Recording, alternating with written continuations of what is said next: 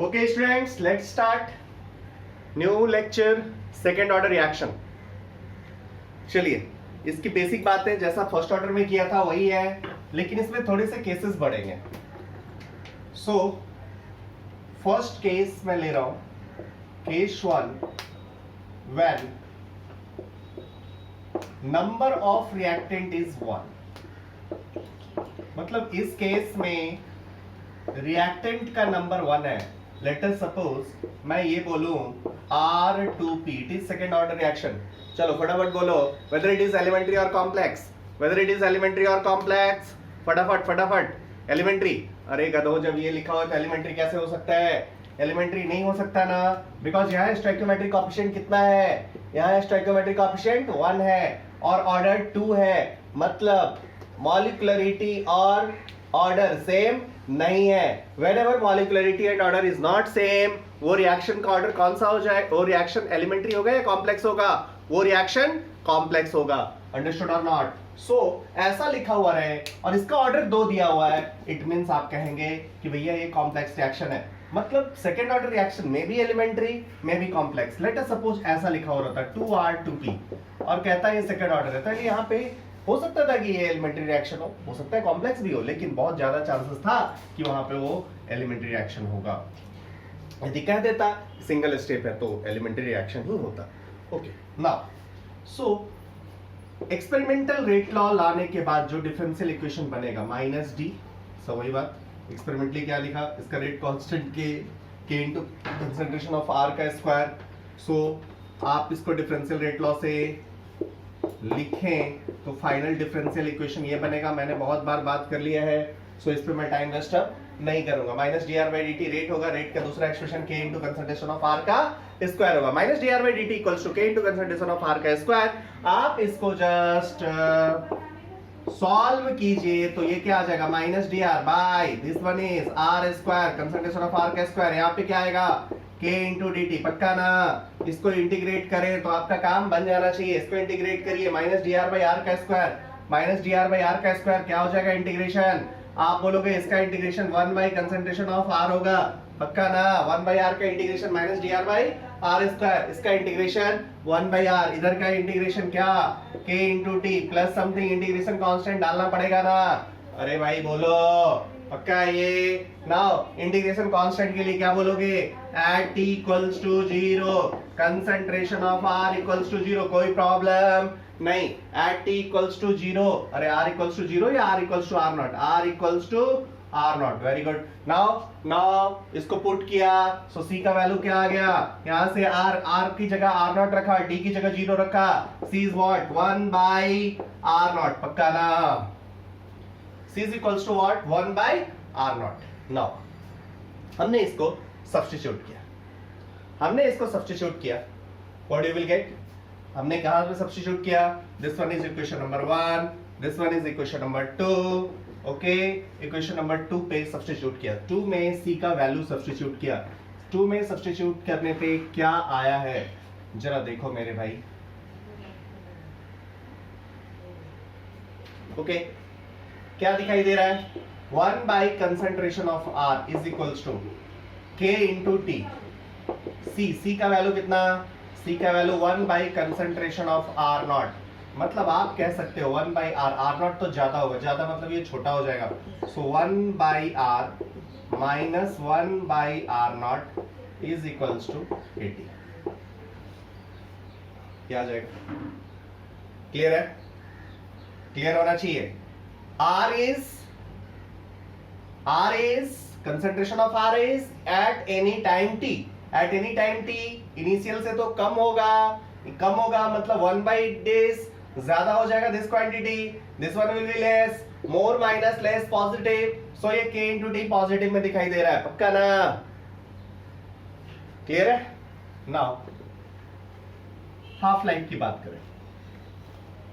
फटाफट half life जल्दी निकालो. हाफ लाइफ जल्दी निकालिए और वैल्यू बोलिए. हाफ लाइफ क्या दिख रहा है? At t equals to t half.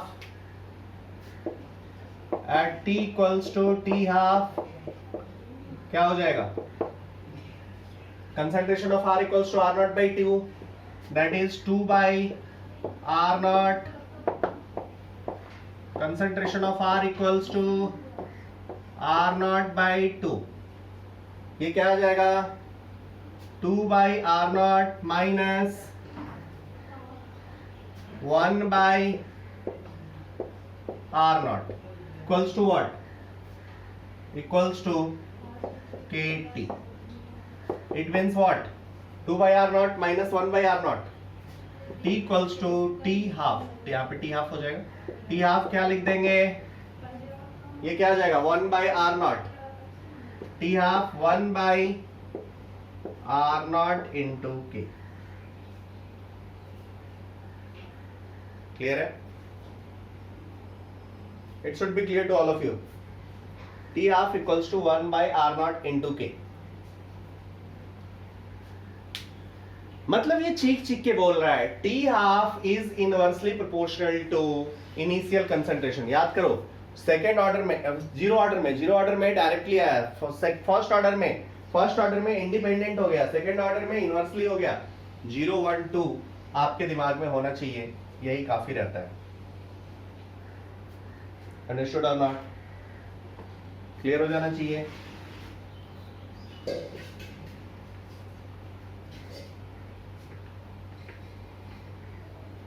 चलिए इसके कैरेक्टरिस्टिक्स फटाफट. कैरेक्टरिस्टिक्स, पहला कैरेक्टरिस्टिक्स तो हाफ लाइफ लिख लिया हम लोगों ने ना. पहला characteristics 1, first characteristics T half equals to this. T half equals 1 by R naught into K. Means half life of second order reaction is inversely proportional to initial concentration.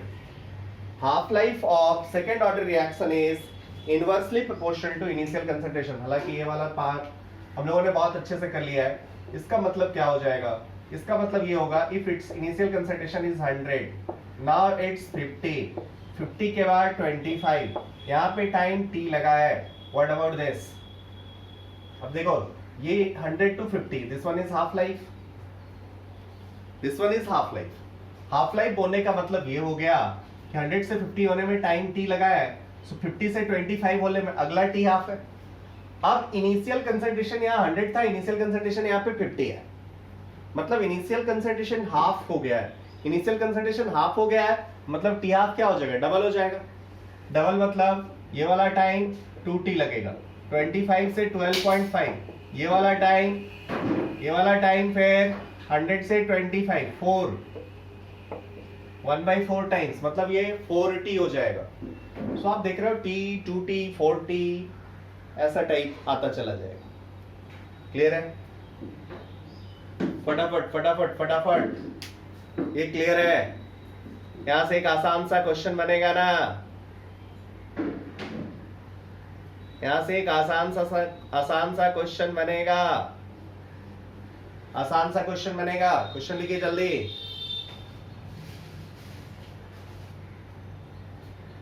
Question लिखेंगे फटाफट. For a second order reaction, if time required for the completion of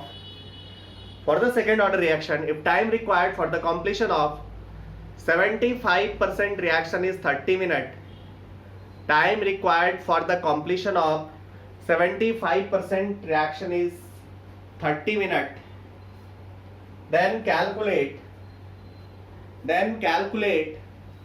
time required for the completion of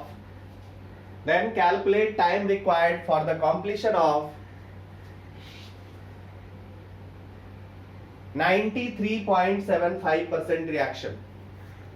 First part 93.75% reaction. Second part 87.5% reaction. 87.5% reaction.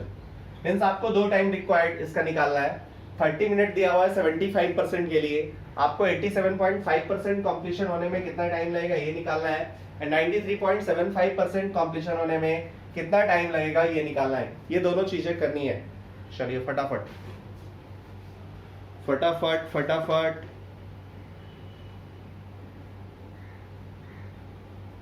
Question के data में जो दिया हुआ है, question के data में जो दिया हुआ है, ओके स्टूडेंट्स फटाफट। क्वेश्चंस में क्या था, क्वेश्चन में क्या था, 100 to 50, 50 to 25, 75% कॉम्प्लीशन होने में, 75% कंप्लीट होने में मतलब कितना परसेंट बचेगा? अरे 100 इनिशियल माना तो कितना बचेगा? 25 बचेगा, 25 बचेगा मतलब यहां से यहां तक आने का टाइम दिया हुआ था। Let us suppose this one is t, then this one is 2t, this one is 2t मतलब ये वाला टाइम कितना था? 3t, 3t मतलब 3t कितना टाइम दिया हुआ था? 3t इज 30 मतलब t इज 10। ओके यूनिट शायद सेकंड या मिनट जो भी है देख लो, t इज 10।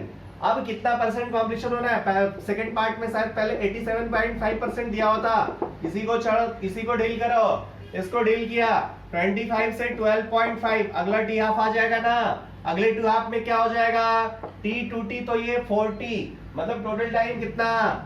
टोटल टाइम लगेगा t to t 40, total time is 70 मतलब ये होने में कितना टाइम लगेगा? 12.5 बचा रहे, 87.5% रिएक्शन कंप्लीट हो जाए, इसमें टोटल टाइम इज 70 बोले तो 7 into 10 दैट इज 70।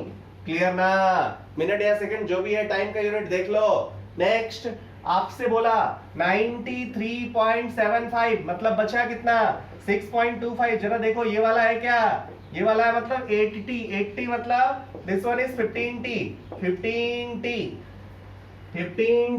मतलब ये वाला कितना होगा? ये वाला टाइम इंस्टेंट पहुंचने के लिए इसको कितना टाइम लगेगा? 150 सेकेंड या मिनट जो भी है।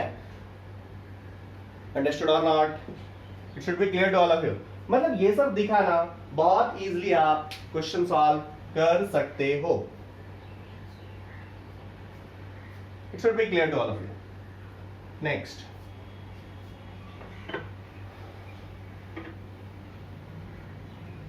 मतलब यहां से एक और चीज निकाले कि टी हाफ दिया हुआ है और इनिशियल कंसंट्रेशन और टी हाफ का कुछ नेचर दिया हुआ है, तो वहां से हम लोग प्रेडिक्ट कर सकते हैं कि what is the order of the reaction. T half और initial concentration, T initial concentration बढ़ाने के साथ टी हाफ बढ़ रहा है। What do you mean by this? N का ऑर्डर मतलब ऑर्डर ऑफ द रिएक्शन 1 हो सकता है। Check it whether it is 1 और नॉट। टी हाफ इंडिपेंडेंट, सोचना ही नहीं यार, sorry t half is directly proportional to concentration मतलब ऑर्डर 0 हो सकता है। Please check it. T half independent हो गया इनिशियल कंसंट्रेशन के, कुछ भी ले लो, टी हाफ सेम टाइम है। खत्म कहानी यार, आगे कुछ सोचना ही नहीं है, फर्स्ट ऑर्डर है। टी हाफ टाइम जैसे जैसे इनिशियल कंसंट्रेशन बढ़ाने के साथ साथ टी हाफ इनिशियल कंसंट्रेशन बढ़ा रहे हो, टी हाफ घट रहा है मतलब ये इनवर्सली है। हो सकता है सेकंड ऑर्डर हो, प्लीज चेक इट। आगे का भी ऑर्डर हो सकता है, nth ऑर्डर आप आ रहे हैं आगे, nth ऑर्डर से इस बात को प्रूव करें, बट सेकंड ऑर्डर देने का चांस ज्यादा है क्योंकि आपके एग्जाम में 0 order, first order, second order पूछने का चांस सबसे ज्यादा है। अंडरस्टूड? नेक्स्ट कैरेक्टरिस्टिक्स, पहला हाफ लाइफ का कैरेक्टरिस्टिक्स आप लोगों को समझ आया। अब जो सेकंड ऑर्डर में मोस्ट इंपॉर्टेंट थिंग है, इतना आपके एकदम दिमाग में छपा हुआ होना चाहिए। सेकंड ग्राफ, ग्राफ वाला पार्ट। ग्राफ से पहले थोड़ा यूनिट ऑफ के ले लीजिए। यूनिट ऑफ के, फटाफट फटाफट, unit of k, unit of k जल्दी बताएंगे। क्या दिख रहा है? Minus d r by D t equals to k concentration r का स्क्वायर, यही ना?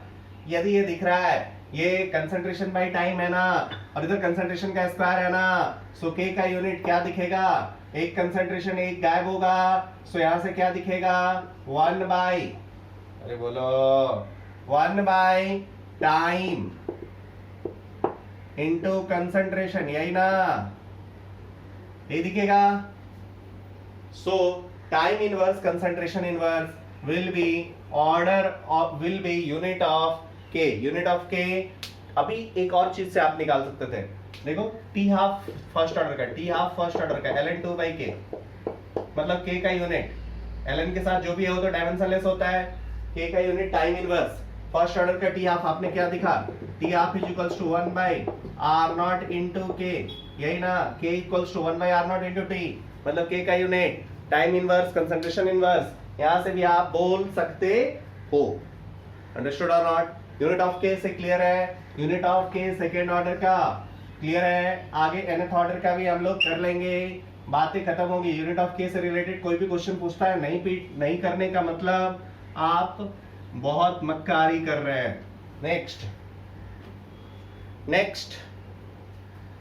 यूनिट ऑफ के बाद थर्ड कैरेक्टरिस्टिक्स फटाफट दिमाग में लाइए।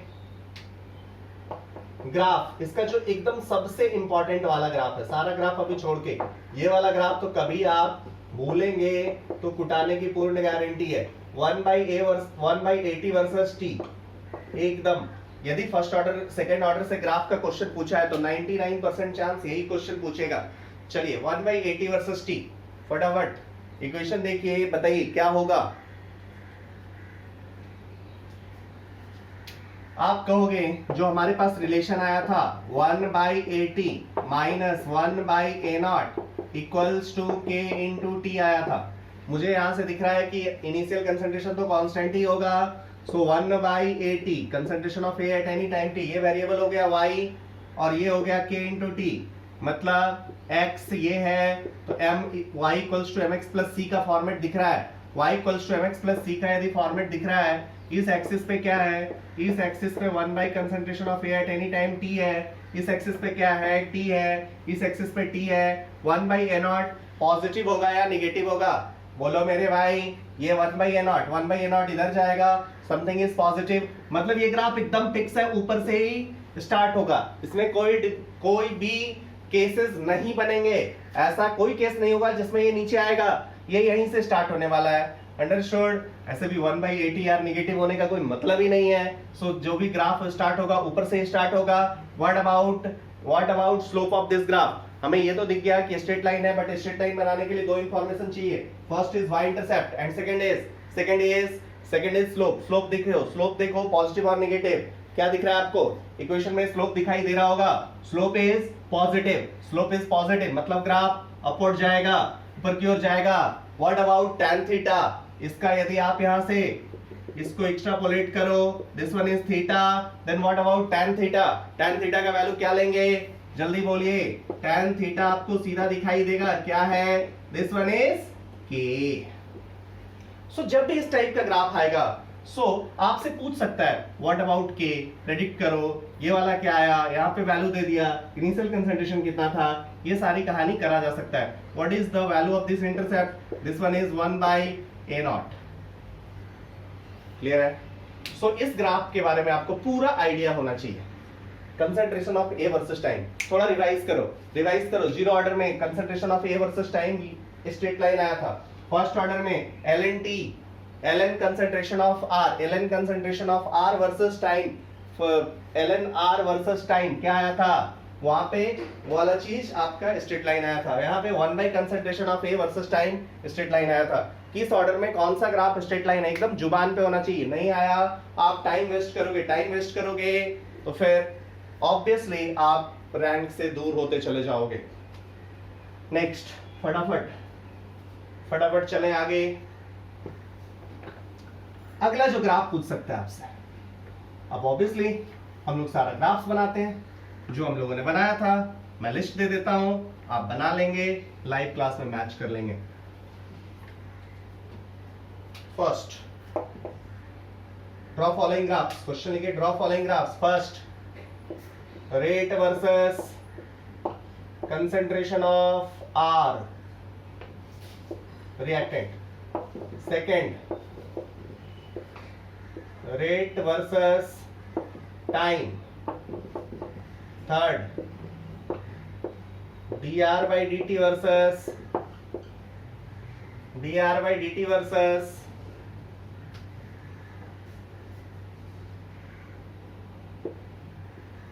concentration of R.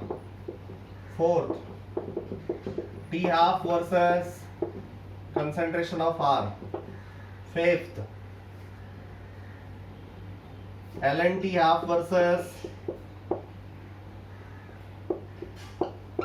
ln concentration of R। चलिए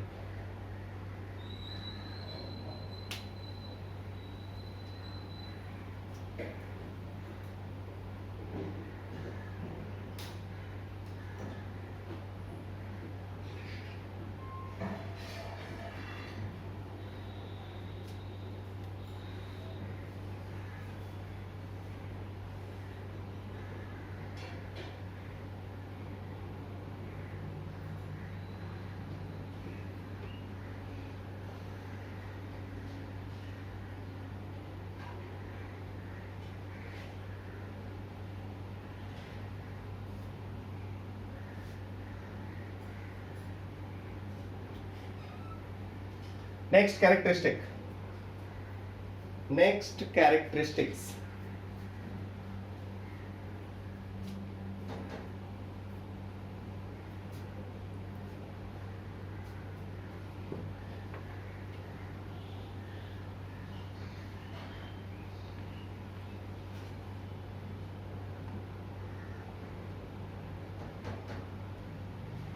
ओके स्टूडेंट्स, नेक्स्ट कैरेक्टरिस्टिक फटाफट। Next characteristic, let us suppose 100 से स्टार्ट लिया, टी टाइम है 50 हो गया, अगले टी टाइम के बाद क्या होगा?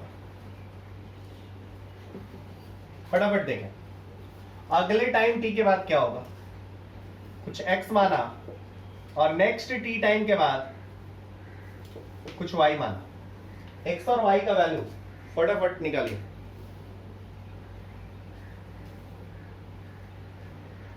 चलिए फटाफट, क्या दिख रहा है? टी टाइम के बाद ये निकाला 1/100, पहले टी के टी को डिफाइन किया। टी टाइम के बाद कितना दिख रहा है? 1/50 दिख रहा है, तो 1/50 minus 1/100 is equals to k into D लिख सकते हो। What do you mean by this? के टी इक्वल्स टू यहां से जो निकल के आया दैट इज 1/100, यही निकल के आया ना। अब चलो यहाँ पे चले आओ, यहाँ पे चले आओ, तो 1/x minus initial concentration 1/100 is equals to क्या? k into time, time is 2t, k into 2t, kt 1/100 है, मतलब k इंटू 2t क्या आ गया? 1/x minus 1/100 is equals to 1/100 का डबल दैट इज 2/100। पक्का ना? इधर आया मतलब x इक्वल्स टू आ गया 100/3। अच्छा ओके, अगला y निकाले, 1/y minus 1/y minus 1/100 is equals to k into 4t, ये आएगा ना, sorry 3t, k into 3t, k into 3t मतलब यहां से क्या दिखेगा? 1/100 plus 3 into kt, 3 into kt मतलब 3 इंटू 100 दिखाई देगा। 3 इंटू 100 मतलब y इक्वल्स टू आपको जो दिखाई देगा दैट इज 100/4। अच्छा, मतलब इसके बाद आप z लेते चले जाओ, इसके बाद z डैश लेते चले जाओ, t टाइम लेते जाओ, t टाइम लेते जाओ, तो आपको ये 50 नहीं देखना चाहिए, आपको ये 100/2 दिखना चाहिए। ये वाला क्या दिखना चाहिए? 100/3 दिखना चाहिए। ये वाला क्या दिखना चाहिए? 100/4 दिखना चाहिए। ये वाला क्या दिखना चाहिए? 100/5 दिखना चाहिए।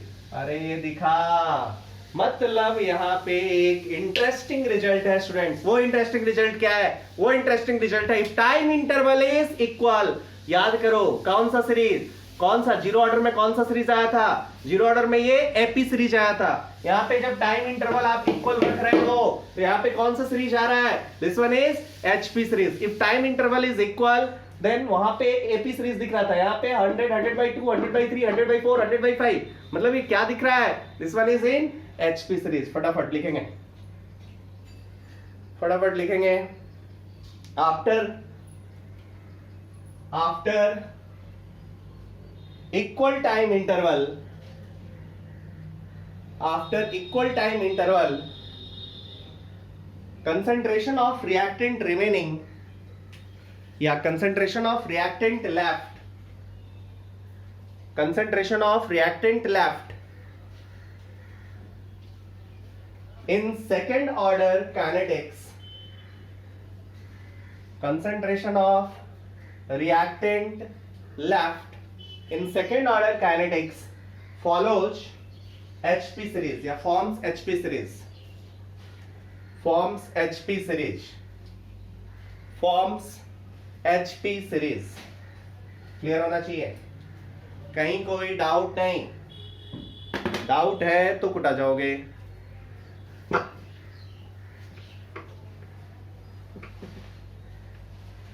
चलिए स्टूडेंट्स, नेक्स्ट हम लोग अब केस 2 पे चलें।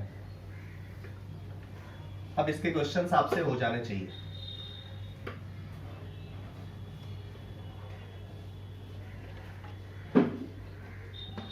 Next case 2।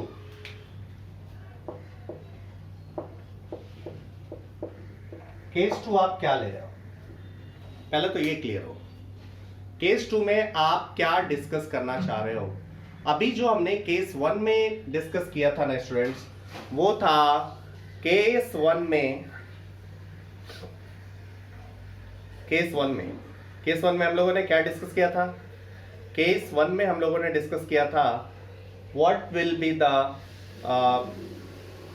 Characteristics in which one reactant is taken. मतलब characteristics of second order reaction का पोस्टमार्टम किया, जिसमें कि रिएक्टेंट का नंबर कितना है, रिएक्टेंट का नंबर 1 है। अब रिएक्टेंट का नंबर कितना आने जा रहा है, अब रिएक्टेंट का नंबर 1 नहीं 1 से ज्यादा आने जा रहा है। ओके क्लियर है, चलिए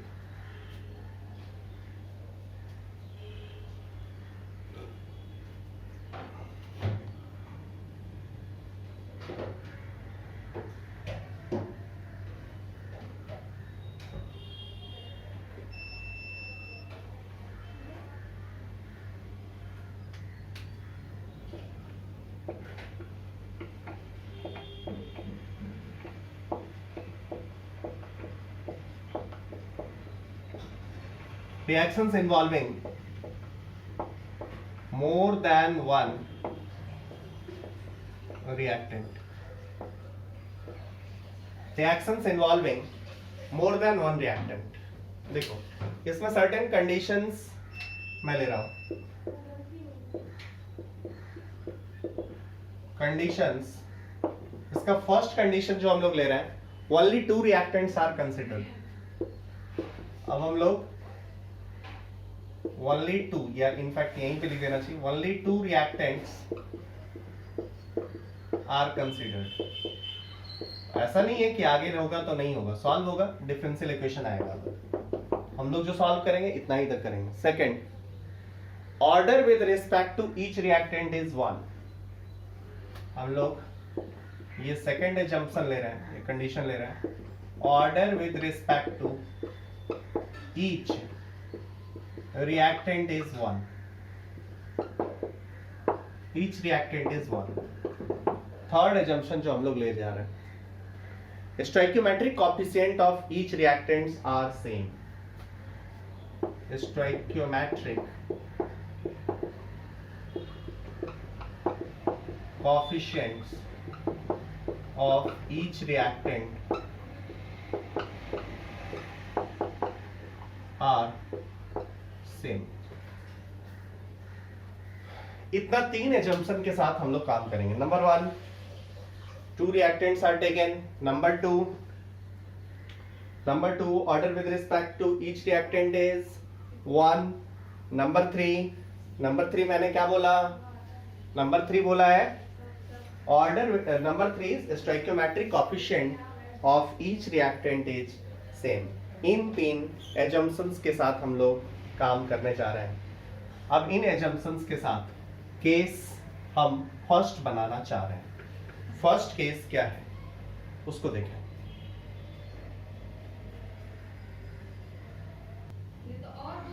ओके सो स्टूडेंट्स, हम लोग ये 3 कंडीशन के साथ वर्कआउट करने जा रहे हैं फटाफट। इलॉट इसमें भी, इस केस का भी 2 सब पार्ट में हम लोग काम करेंगे।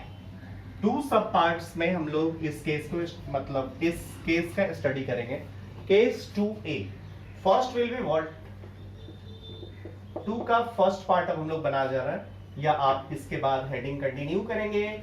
ए में हम लोग क्या करेंगे, ए में लिखेंगे फॉर सेम इनिशियल कंसंट्रेशन। मतलब 2 रिएक्टेंट है A प्लस B और ये दोनों मिला के प्रोडक्ट बना रहा है। ए और बी दोनों फर्स्ट ऑर्डर के साथ फर्स्ट ऑर्डर रिएक्शन फॉलो कर रहा है, मतलब order with respect to A is also 1, order with respect to B is also 1, but initial concentration of both will be same, मतलब this one is also A, this one is also A। ये क्या scenario है? t equals to 0 का scenario है। ये product कितना होगा? Obviously 0 होगा after time t। After time t क्या?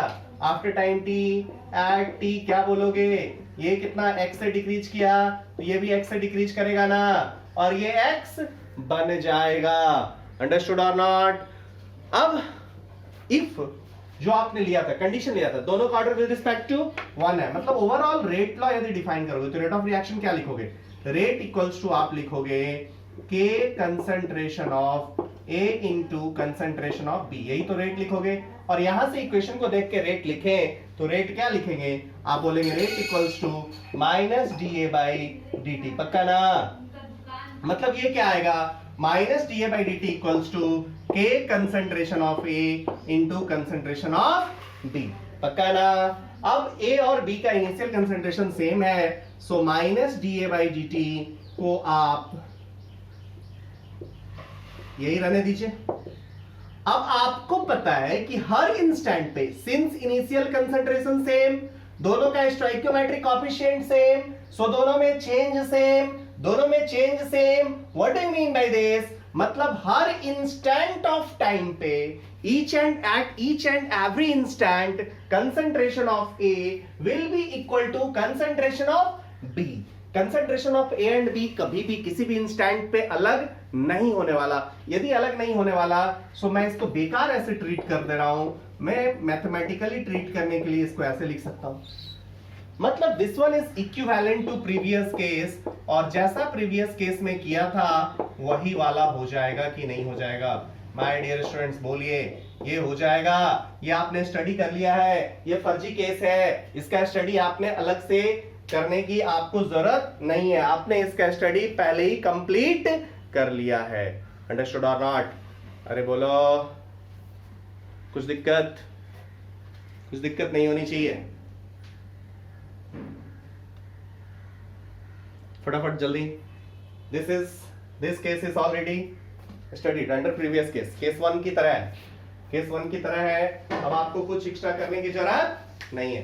केस 2B, फटाफट 2 का B, सेकंड का B case.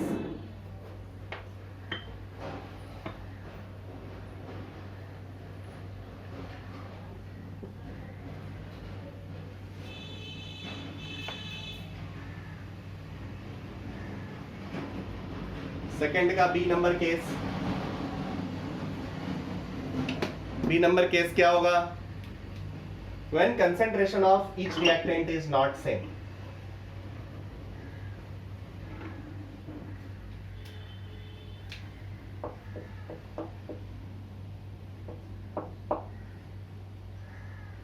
This one is A, then this one is B. Concentration of each reactant is not same now, students. If concentration of each reactant is not same, then what will happen? At t equals to 0 पे ये scenario है, t equals to t पे, t equals to t पे क्या हो जाएगा?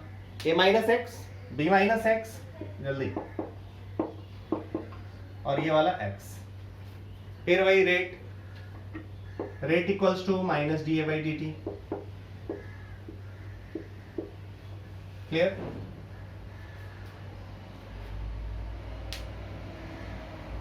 या minus D V by D T भी लिख सकते हो, कोई दिक्कत नहीं है। Is equals to what? K concentration of A into concentration of B. चलिए सब्स्टिट्यूट कीजिए सब कुछ। माइनस डी, ए की जगह पे क्या लिखोगे? a minus x by D T. कुछ परेशान आत्मा आएंगे, सर आपने काहे लिखा dA, आप dV काहे नहीं लिखे? अरे लिखो, वही वो भी वही आएगा, कोई अंतर आने वाला नहीं है। आप लिख के देखो, जो मन में आ रहा है पहले करो, उसके बाद पता चलेगा। ये खत्म, यहां से क्या दिखेगा? This one is dx by dt दिखेगा ना, और यहां से क्या दिखेगा? k इंटू ए minus X into B minus X. पक्का? इसको इंटीग्रेट करना पड़ेगा, इसी को सॉल्व करने से काम बनेगा। इसको सॉल्व करेंगे तो क्या हो जाएगा, dx by a minus X into B minus X का integration, integration k into D T, यही लिखेंगे ना। अरे बोलो मेरे भाई, dx by a minus x B minus X का इंटीग्रेशन k dt, यही लिखेंगे। अब dx by a minus X और b माइनस एक्स का इंटीग्रेशन आपको आना चाहिए। आपको क्वाड्रेटिक का इंटीग्रेशन कराया गया होगा, नहीं कराया गया होगा तो कोई बात नहीं, मैं ही कराया देता हूँ। आप इसको क्या लिखेंगे, आप इसको ऐसा करो कि x कैंसिल हो जाए ऊपर, तो कोई लफड़ा है ही नहीं। चलो मैं ही सॉल्व किए देता हूँ। इसका सॉल्यूशन बहुत इजी, पहले तो आप अपने दिमाग से डर भगाइए। Second order reaction is too easy.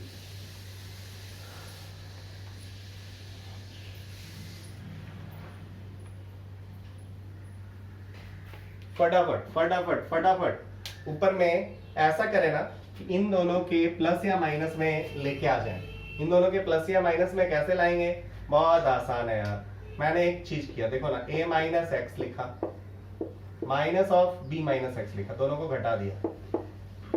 देखो जरा,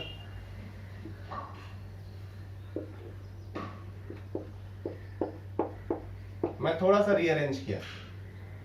ऊपर अभी क्या आ गया है, ऊपर अभी a माइनस बी आ गया, 1 बाई ए माइनस बी भी कर दिया।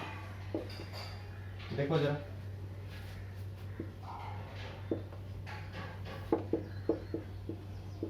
कोई दिक्कत, a minus x minus b, इसको सॉल्व करोगे तो x x cancel, a minus b रह जाएगा और a माइनस बी खत्म, तो केवल dx ही रहेगा ना। जस्ट उसको रीअरेंज किया। रीअरेंज करने से आपको क्या बेनिफिट हुआ, why you are doing like this. देखो तो अभी जादू हुआ। क्या जादू हुआ, देखो। अब इसको लिखो, इंटीग्रेशन। आप इसको पहले ये लिख दो, 1 बाई ए माइनस बी, ठीक है। इसका इंटीग्रेशन लिखो, dx बाई,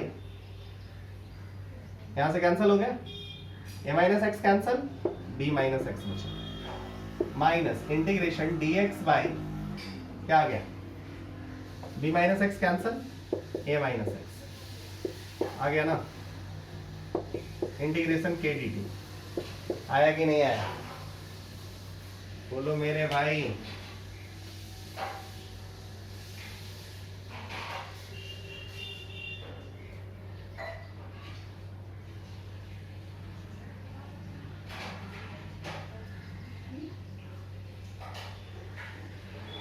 ठीक है, अब आप डेफिनेट इंटीग्रेशन परफॉर्म कर दीजिए ना, कोई टेंशन ही नहीं है।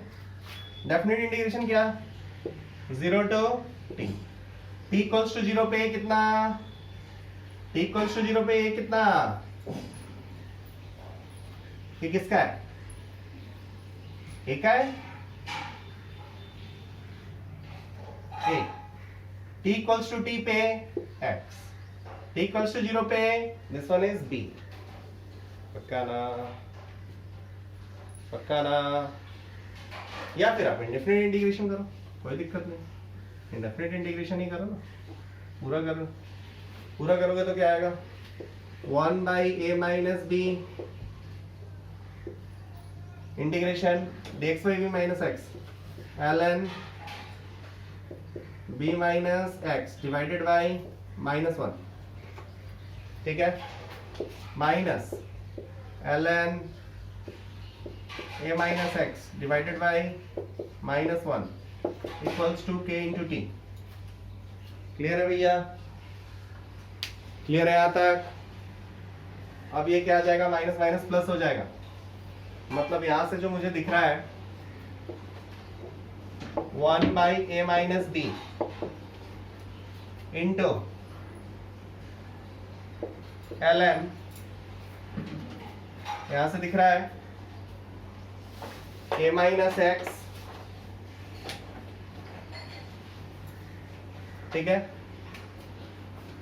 ln a minus x divided by b minus x ln y minus X, यही ना, is equals to k into T plus c। Integration constant आ जाएगा।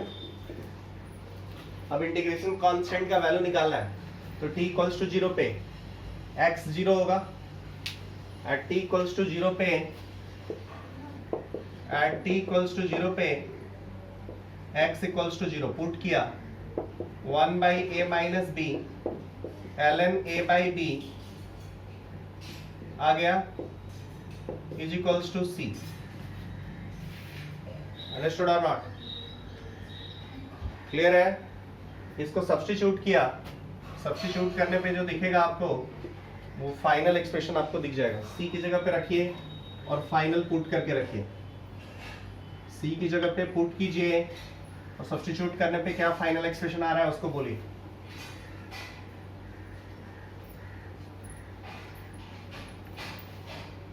c की जगह पे सब्स्टिट्यूट कीजिए और फाइनल एक्सप्रेशन बोलिए। c की जगह पे सब्स्टिट्यूट किया, फाइनल एक्सप्रेशन जो दिख रहा है 1 बाई ए माइनस बी, यही ना? ठीक है, ln उधर आएगा plus ln a by b, इधर आएगा माइनस, मतलब उल्टा हो जाएगा b by a into A minus x by b minus x. इसका ये ln है, ln के साथ ये ले लीजिए। अंडरस्टूड और नॉट? क्लियर है? ये is equals to k into t। This one is the final expression.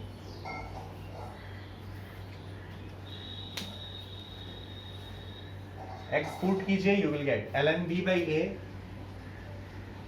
a minus X b minus X equals to k into t। कोई याद नहीं करेगा, जस्ट फन कि कैसे आप इजिली कर सकते हो। कभी क्वेश्चन नेट में तो बोल ही जाओ, नेट में जो पहला तक पढ़ाया था इसके पहले केस तक वहीं तक इम्पोर्टेंट था। अब नेट में कोई इम्पोर्टेंट नहीं है, बट मुझे यहाँ से यूज करना था इसलिए मुझे बताना था। हेडिंग डालिए, हेडिंग डालिए फटाफट। हेडिंग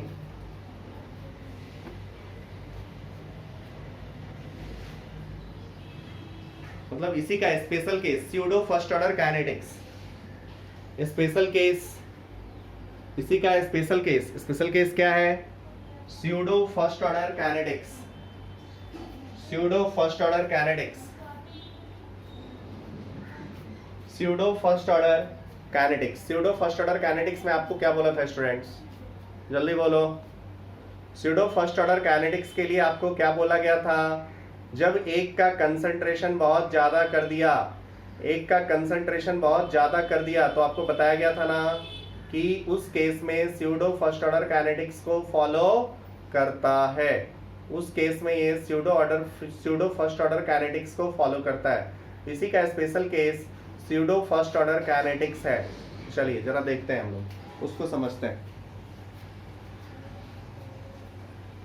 लेट अस सपोज आपके पास A प्लस बी है, स्यूडो फर्स्ट ऑर्डर काइनेटिक्स है, A प्लस बी है और इससे प्रोडक्ट का फॉर्मेशन हो रहा है। इसका रिएक्टेंट A मतलब इनिशियली A है और ये B है, ठीक है। फाइनली A माइनस एक्स होगा, A माइनस एक्स होगा, B माइनस एक्स होगा और this one is X at time T। At time T ये होगा, ओके। अब आप केस ले लो। केस क्या है? मतलब यहाँ पे हमने एक कंडीशन लिया। Condition is what? B is much greater than A। B is much greater than A। B बहुत ज्यादा है, मतलब क्या लिखा जा सकता है? B if much greater than A है, मतलब B माइनस एक्स को अप्रोक्सीमेटली B लिखा जा सकता है, ठीक है। अंडरस्टूड और नॉट? उसके बाद A माइनस B को अप्रोक्सीमेटली से घटाओगे क्या? इसमें घटाने की तो बात कुछ आएगी नहीं, तो इसको क्या लिखा जा सकता है? इसको माइनस लिखा जा सकता है, माइनस बी लिखा जा सकता है। अंडरस्टूड और नॉट? क्लियर है? एक को आपने बहुत ज्यादा मान लिया, एक को बहुत ज्यादा मान लिया तो आपके पास दो एजम्पशन होगा। यहाँ पे b माइनस एक्स को कोई चेंजेस दिखेगा नहीं, b minus x is approximately b and a minus b आपको ये दिखेगा कि छोटा है। a को इसके रेस्पेक्ट में नेग्लिजिबल लिखा जा सकता है, सो 0 minus b that one is minus b। अब जरा इसको सब्स्टिट्यूट करो। सब्स्टिट्यूट किया तो 1 बाई माइनस b आ गया ln b by a clear है माय डियर स्टूडेंट्स? क्लियर है? नाउ ऊपर में a minus x as it is रहने दिया, क्लियर? नीचे क्या आ गया? a into B minus x, B minus x is approximately b, clear है? अब यहां से खत्म। मतलब आपको ये क्या दिखा? जस्ट मैंने इसमें रिप्लेसमेंट किया, रिप्लेसमेंट करने के बाद ये आपको क्या दिखा? अब इसका काम हो चुका है, इसका काम हो चुका है। चलिए जरा देखिए, this one is 1 by b ln, ये जो दिखा a minus x by a के इंटू टी, माइनस के इंटू टी, ये दिखेगा ना? इसको थोड़ा सा चेंजेस किया, ln a by a minus x दिखा, दिस वन इज माइनस के इंटू ए इंटू टी दिखा। दिखा कि नहीं दिखा? यदि ये दिखा मतलब हमें सब कुछ समझ आ गया। याद करो, सॉरी, ये a था, ये b था, इनिशियली a था, b था, और इधर प्रोडक्ट का फॉर्मेशन हो रहा था। This one is second order kinetics. मैंने आपसे कुछ दिन पहले बोला था रेट को हम लोग जो लिख सकते हैं, यदि ये एलिमेंट्री रिएक्शन है तो कंसंट्रेशन ऑफ B इंटू ए लिख सकते हैं। Assume that B is in excess, तो मैंने आपसे बोला था कि B का कंसंट्रेशन में कुछ चेंजेस होगा नहीं, B की कंसंट्रेशन में कुछ चेंजेस होगा नहीं, तो आप इसको प्रैक्टिकली कांस्टेंट मान सकते हो और इसका वैल्यू K डैश लिख सकते हो, K dash into concentration of A लिख सकते हो। If rate is K dash into concentration of A, then ये फर्स्ट ऑर्डर की तरह लग रहा है, ये देखने में सेकंड ऑर्डर है but it's like first order, so this one is called pseudo first order. दिख रहा है कि नहीं? ए में फर्स्ट ऑर्डर काइनेटिक्स आपको फॉलो करता हुआ दिख रहा है। कैसे? देखो तो initial concentration ln a,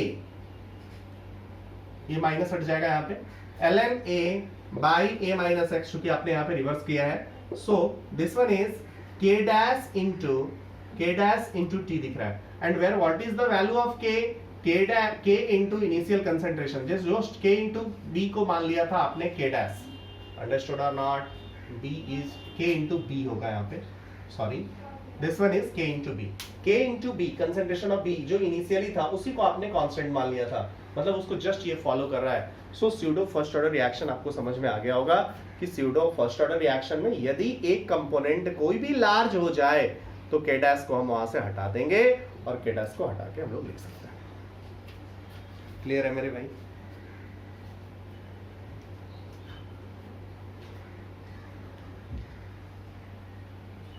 means अभी तक जो हम लोगों ने स्यूडो फर्स्ट ऑर्डर काइनेटिक्स में देखा, whenever one component is in excess, large amount में लिया हुआ है, वो सेकंड ऑर्डर दिख रहा है बट एक कंपोनेंट लार्ज है, उसको हम लोग एक नया रेट कांस्टेंट से रिप्लेस करेंगे। नया रेट कांस्टेंट k डैश होगा। What will be the value of k dash? k dash will be initial value of k into initial concentration of the larger component. So note देके लिखेंगे, note देके लिखेंगे, when one of the component is in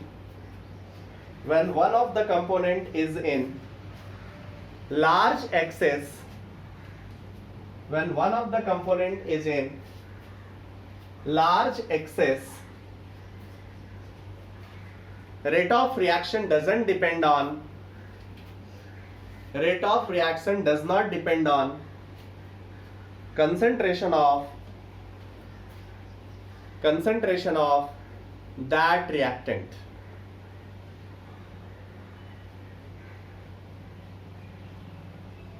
Does not dependent on that component. Example board में भी आएगा, हर जगह आएगा। Example,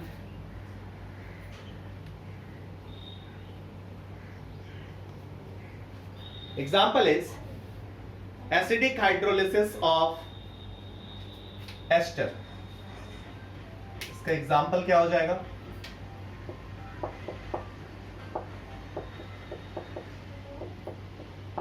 acidic hydrolysis of ester. कैसे आपको दिखाई देगा जरा देखो, एस्टर कोई सा भी ले लो, CH3C,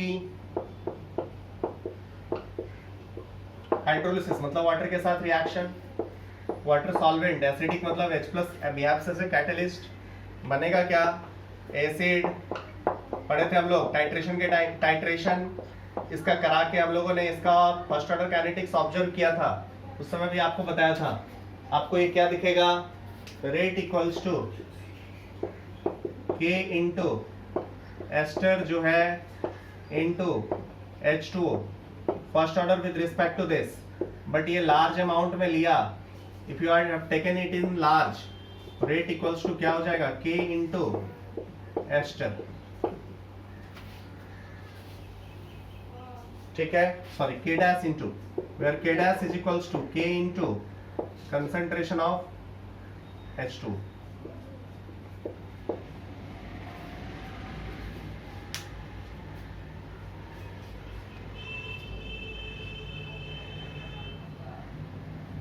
समझ में आ गया होगा my dear students, it should be clear to all of you.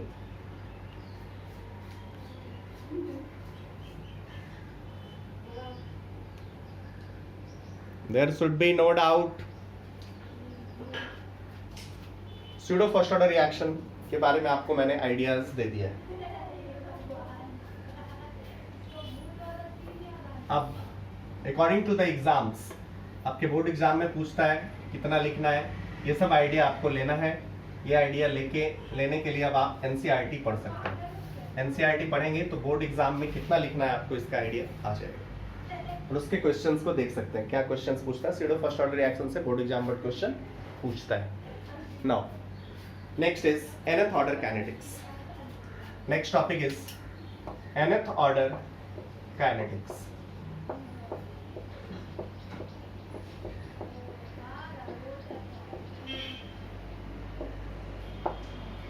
nth order kinetics, चलिए रिएक्टेंट टू प्रोडक्ट, अब दे दिया, फटाफट करें। दे दिया कि nth ऑर्डर है, minus d concentration of R by dt is equals to, क्या गिवन है, nth ऑर्डर है। nth ऑर्डर है मतलब minus d r by D T is equals to K concentration of R raise to the power n। पक्का ना, ये differential equation होगा ना, this one is equation number 1। चलिए rate equals to K concentration of R raise to the power n है, solve करें, minus d r by concentration of R raise to the power n is equals to K into dt हो जाएगा। Solve करिए फटाफट फटाफट, इसी को integrate करेंगे, काम बनेगा। यहाँ पे इसका इंटीग्रेशन, इसको इधर लेके चले जाइए, dr बाई r, इसका integration dx by x to the power n minus n x to the power n dx type है, plus 1 divided by minus n plus 1 equals to minus k into t plus c। आ जाएगा कि नहीं आ जाएगा।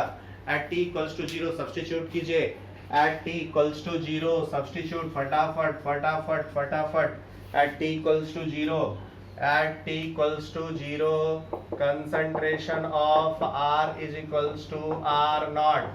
Substitute कीजिए, substitute करेंगे क्या आ जाएगा, ये R naught by R naught to the power 1 minus n divided by 1 minus n is equals to C। Substitute कीजिए, you will get expression। Substitute किया, concentration of R raised to the power 1 minus n divided by 1 minus n is equals to minus KT plus C का value क्या आ गया, R naught to the power 1 minus n divided by 1 minus n, यही ना। अरे बोलो मेरे भाई, फटाफट फटाफट फटाफट फटाफट, चलो जल्दी। थोड़ा सा हम लोग यहां से देखें, क्या हम लोग इसके ग्राफ से कुछ इंफॉर्मेशन निकाल सकते हैं।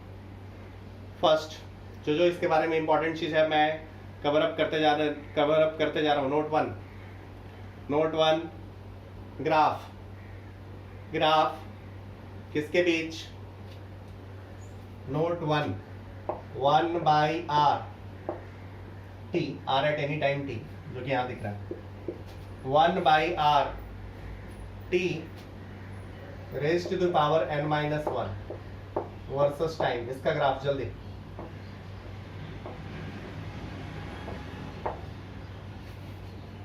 इसका ग्राफ देखेंगे,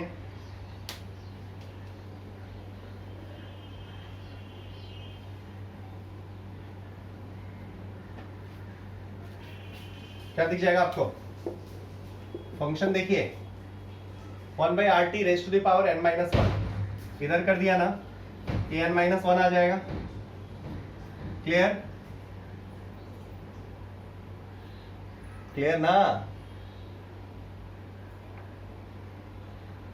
ओके, आप इसको क्या करो, इसको थोड़ा सा चेंजेस करो, k2 को इधर ले आओ, kt को इधर ले आया, इज इक्वल्स टू ये वाला क्या लिख दिया, r naught raise to the power 1 minus n divided by 1 minus n, ये वाला ये लिख दिया।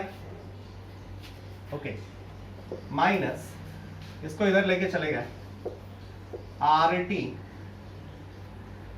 या इसको इधर लेके चले गए, ये वाला क्या हो गया, minus this one is what, इसको प्लस बनाइए, प्लस बनाइए तो क्या आ जाएगा, 1/n minus one into 1/RT raise to the power n minus one, आ जाएगी नहीं आ जाएगी? अब आप क्या करो ना, n माइनस वन से पूरे में मल्टीप्लाई कर दो, पूरे में n माइनस वन से मल्टीप्लाई कर दो तो आपको दिख जाएगा, ये वाला चाहिए, this one is y, n minus one से मल्टीप्लाई कर दिया, सो यहाँ पे माइनस आ जाएगा, बोलो दिख रहा है, और यहाँ पे n माइनस वन इंटू के टी हो गया। ठीक है, ठीक है। सो अब मुझे इस एक्सिस पे क्या रखना है, इस एक्सिस पे 1/RT r at any time t raise to the power n minus one, और इस एक्सिस पे टाइम रखना है, it will be a straight line. Slope क्या है, n minus one into k, slope ज्यादा, स्लोप पॉजिटिव या नेगेटिव डिपेंड करेगा n पे, मैं n ग्रेटर देन वन लूँ तो पॉजिटिव है, सो स्लोप यदि बात करें, slope is equals to n minus one into k, और बोलेंगे tan थीटा इक्वल्स टू, यहाँ से यदि आप थीटा लें n माइनस वन इंटू के आ जाएगा, पक्का ना? इंटरसेप्ट का वैल्यू क्या हो जाएगा, इंटरसेप्ट का वैल्यू फटाफट फटाफट, इंटरसेप्ट का value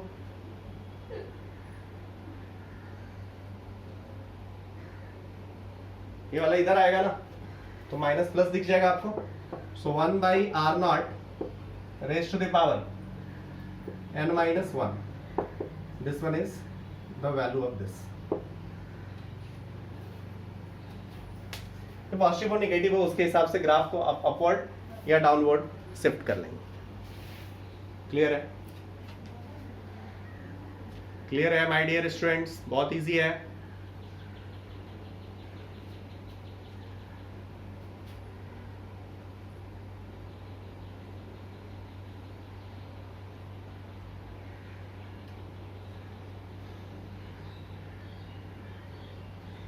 next is half life, second note, half life.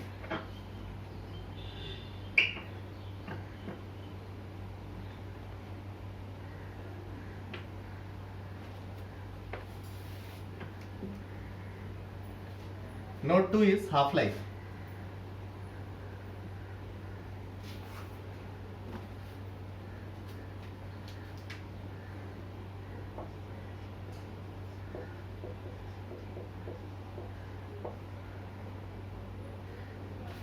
जल्दी, at t equals to t half, concentration of r naught by 2, substitute कीजिए जल्दी।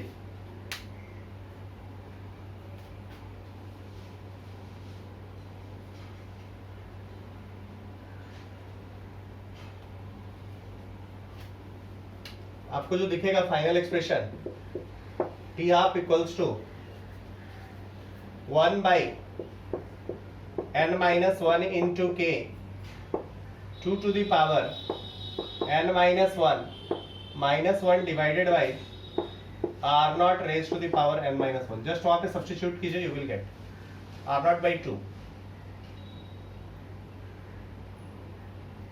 ऐसा दिखेगा। ये कांस्टेंट n ये सब करोगे तो आ ही आ जाएगा। मतलब यहां से क्या दिख रहा है, t T half is 1 by मतलब इनिशियल कंसंट्रेशन आर नॉट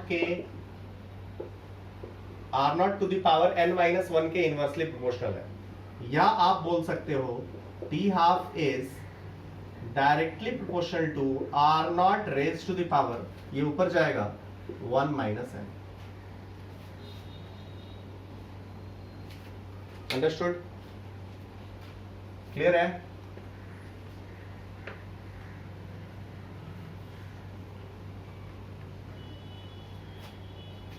और ये याद भी रह जाएगा कैसे, first order second order, zero order first order second order के लिए पता है तो आपको पता ही है, इसमें ऐसा नहीं है कि इसको यहां से डिराइव करके ध्यान रखना है, बिल्कुल नहीं।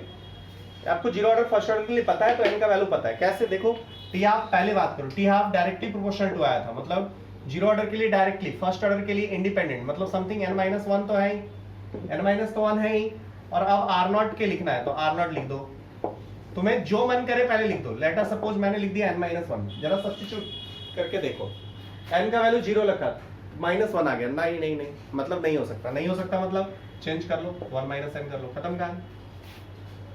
अंडरस्टूड आपका? क्लियर है? सो आपको याद नहीं रखना है, जस्ट आपको एक बार रखना है, टी हाफ आपको पता है n इक्वल्स टू 1 पे ये इंडिपेंडेंट हो जाता है, मतलब जो भी होगा वो 1 माइनस n होगा या n माइनस 1 होगा, कोई भी सब्स्टिट्यूट कर लो। जीरो ऑर्डर के लिए आपको पता है कि डायरेक्टली होता है, तो जीरो रखा तो डायरेक्टली आ गया, मतलब यही होता है, 1 माइनस n कर लेंगे। अब इनवर्सली देखना है तो 1 बाई आर करके लिखना है, तो वैसे भी आप सोच लो, लिखेंगे, नोट देखें, नेक्स्ट नोट, या इसी में लिखते जाएंगे। If graph of 1 by r to the power n minus 1 by r to the power n minus 1 versus time, if graph of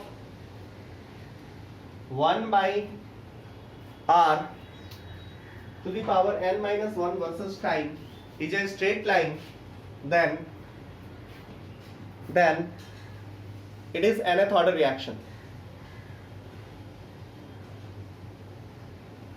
ठीक है,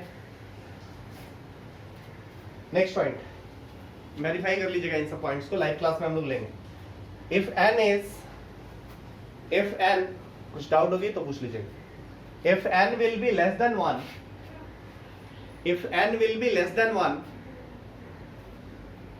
then reaction will complete, if n will be less than 1 then reaction will complete in finite time, infinite मतलब finite interval of time में reaction complete होगा। But if n greater और equals to 1, आपने देखा है इन सारी चीजों को, फर्स्ट ऑर्डर कभी कंप्लीट नहीं होता, सेकेंड ऑर्डर भी कंप्लीट होने वाला नहीं है। So if n is greater और equals to 1, if n less than 1, तो फाइनाइट टाइम में वो कंप्लीट होने वाला है। If n is greater than और equal to 1, n is greater than और इक्वल टू 1, देन वो फाइनाइट टाइम में कंप्लीट होने वाला नहीं है। लिखेंगे, इफ n इज ग्रेटर और equal to 1, then reaction takes infinite time for the completion, then reaction takes infinite time for the completion।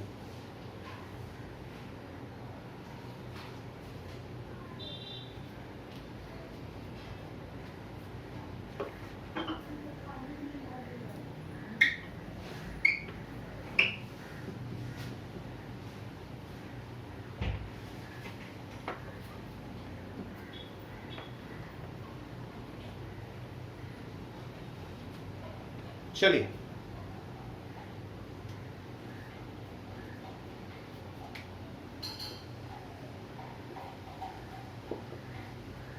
एक क्वेश्चन है,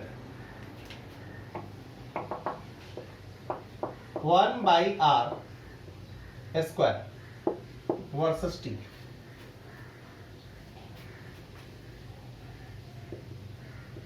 this one is 45 degree.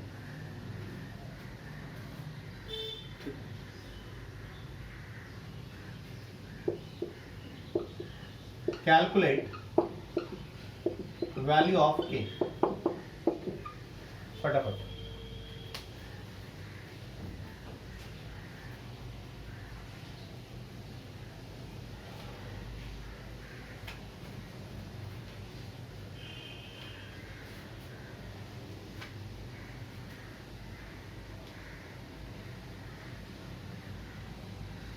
Reaction है A to B, इसी का या तो first part कर लो।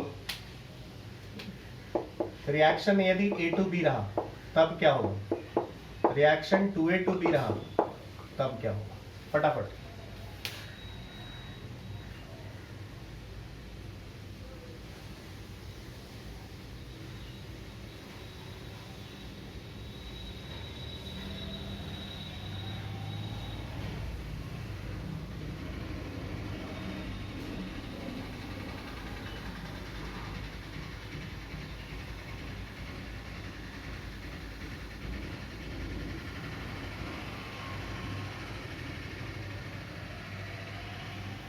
आ गया होगा,